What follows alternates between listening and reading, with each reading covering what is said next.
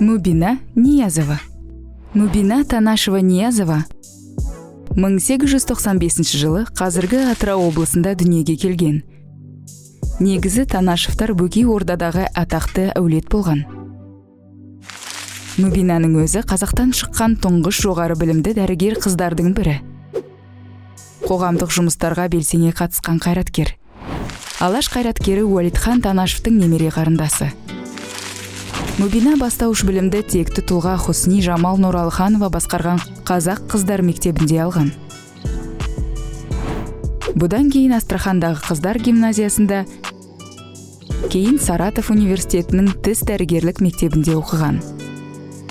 Осында жүріп, болашақ жары Мірахмет Ниязовпен танысады. Жолдасымен бірге студенттік революциялық қозғалыстарға белсене қатысқан. Мірахмет екеуінің Ғинаят, Әубәкір, Сафия есімді балалары болған. Оқуды аяқтаған соң дәрігер қыз Бөкей Ордасына оралып, кәсіби қызметін бастайды. Ниязовтар Бөкей губерниясында кеңес өкіметін орнатуға атсалысады.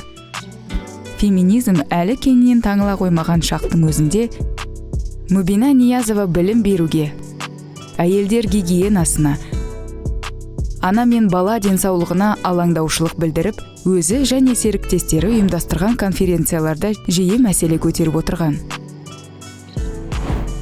Қалың мал мен көп әйел алуға қарсы күрес және аналар мен балаларды қорғау атты баяндама жасаған. Ол әр жылдары Орал губерниясының прокуратурасында қызмет еткен. Шымкент облысының ана мен баланы қорғау жөніндегі басқарма меңгерушісі, Қазақ Кеңестік социалистік республикасының жоғарғы сотының мүшесі болды.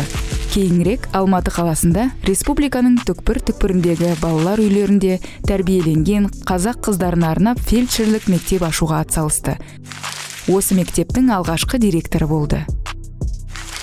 1937 жылы Мубина қуғын сүргінге ұшырады. Ол алашордашылар отбасының мүшесі ретінде 8 жылға сотталып, еңбекпен түзеу лагеріне айдалды. Ал жұбайы дәрігер Мірахмет Ниязов ату жазасына кесілді.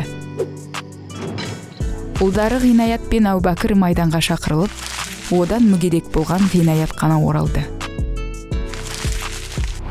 Мубина Ниязова бостандыққа шыққан соң, Алматының әртүрлі медициналық мекемелерінде қызмет етті. Ол 71 жасында жоғарғы кеңестің президиум мүшесі болған. Мубина Танашева-Ниязова 86 жасында Алматы қаласында дүниеден өтті. Өз саласында тыңнан түрен салған қазақтың Мубинасы әйелдердің қоғамдағы орны туралы қасан қағидаларды жоққа шығаруда маңызды үлес қосты. Ал оның Қазақстан медицинасына сіңірген еңбегі өшпес мұра болып, еліміздің жаңа буын дәрігерлері мен ғалымдарын шабыттандыра бермек.